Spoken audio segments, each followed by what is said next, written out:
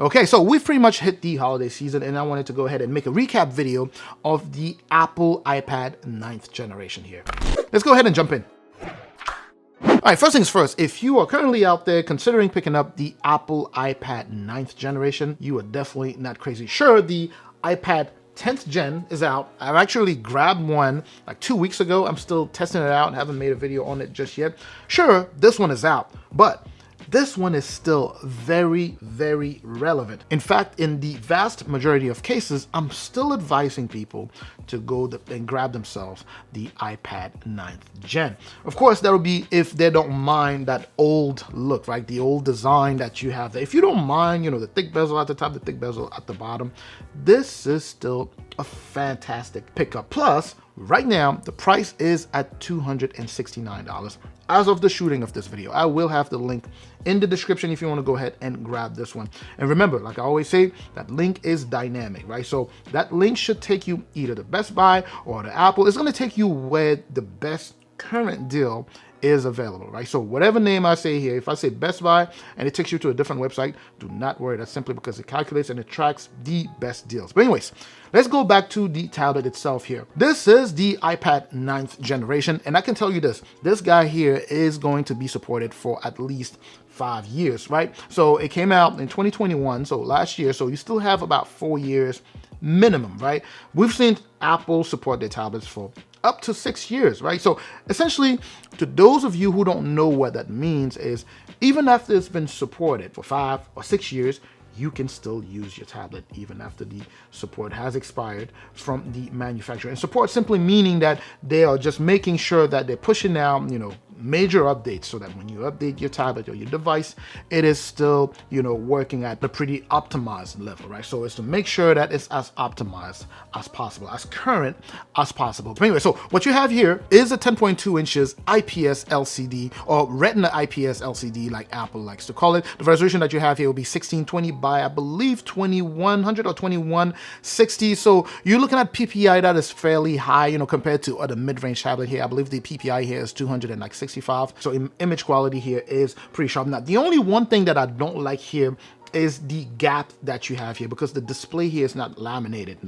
Those of you who don't know what that means, it's simply that there's a gap between the top layer that you see here and the layer right below that, right, that actually displays the stuff. There's a gap there. So if you're watching a movie and you put it at an angle, or if you're playing a game and you kind of move at an angle, every now and then you see the gap going around the bezel. Now, depending on who you are, it may mess up your user experience or it may not, right? So this is something that you get used to as you use your tablet. Plus, another thing that I should add here is that when you have a non-laminated display like this one here on a budget tablet like this one, if you were to damage the display, or if the display gets damaged here, repairing that display is actually easier with that gap, right? So they could just pop up the top layer here and then, you know, replace it with another one. So that's the one plus that goes with that. Other than that, that non-lamination is something that personally, you know, it bothers me personally. Again, people have different experiences and people have different expectations.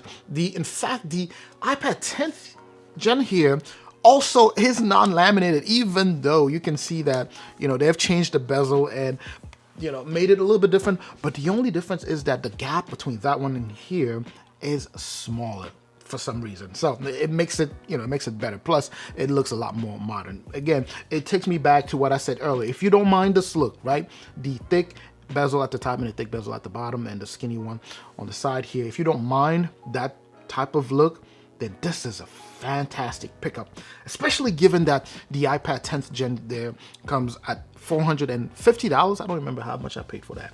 $450. But anyway, let's go ahead and jump back here with some additional specs, right? So the chipset that you have here is an Apple 813 Bionic chip. So that is a pretty powerful chipset. In fact, this tablet here is as powerful, if not more powerful, than some productivity tablet on the Android side. That tells you where this guy stands.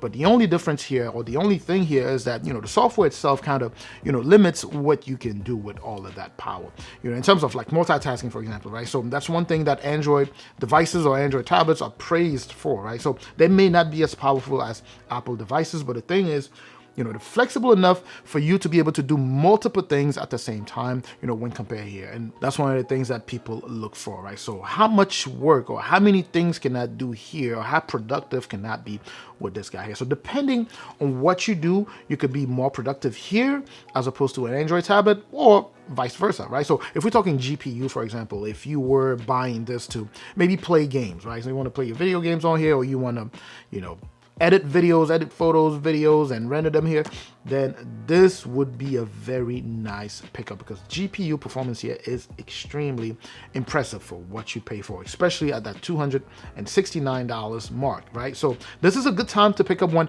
if you can. And again, hit those links. They should take you to some of the best deals. And by the way, also make sure to hit both the like and the subscribe button if this is your first time visiting the channel. I want to jump into some additional specs here, right? So what I have here, my unit is a 64 gigs of internal storage. Unfortunately, that's non-expandable, right? So if you buy 64 gigs of storage here, you have a 64 gigs of storage minus however much, you know, the system is going to take, right? So that's all you're left with.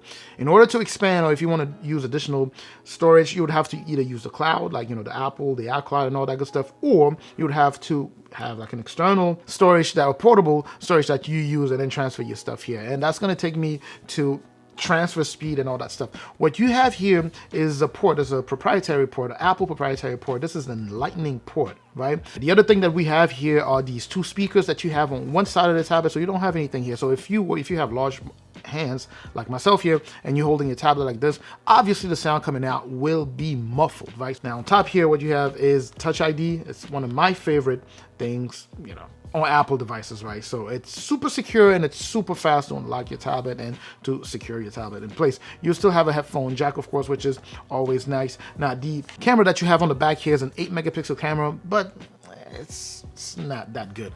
On the other hand, what you have on the front here is a 12 megapixel wide, right? Not only is it 12 megapixel wide lens here, but it also has something called center stage, right? Essentially with that, let's say you video calling grandma, I don't know, whomever, and then you have other people who want to see grandma, they get into the frame. Well, this thing here, the camera adjusts, right? So it zooms out so it could get as many people within the frame as possible. It actually even tracks the subject and it moves with you to make sure that you are, you know, placed within the frame, right? So even though this guy here has the old legacy look, you have, you know, some of that newer technology, that more modern stuff here. Now in terms of the battery is pretty good on here also. You could definitely see a full day out of this guy here, even if you are a power user. But don't quote me on that, because some people are way more than just power user, right? So you should be able to see about a day of battery life here, but it will highly depend on how you use your tablet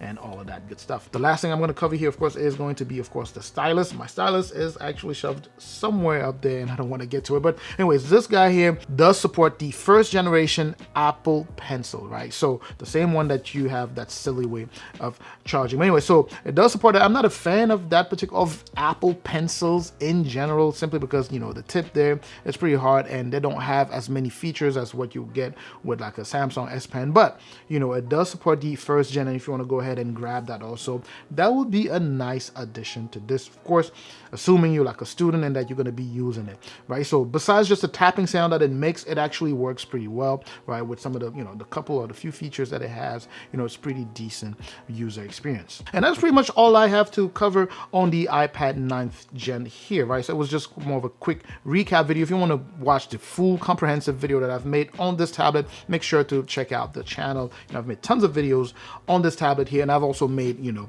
versus or video or battle videos, like I call them, you know, this versus the Tab S6 or S6 Lite and all that good stuff. I've made all of those videos. If you want to go ahead and check those out. Anyway, let me know what any questions you may have in the comment section. I will catch you in that comment section. Make sure to share this video if you know anyone who will be interested in watching, or who is currently in the market for this guy here. Make sure to like, of course, subscribe. I will catch you in that comment section. I'm also going to catch you in the next video. As always, of course, up until that next video, stay safe out there.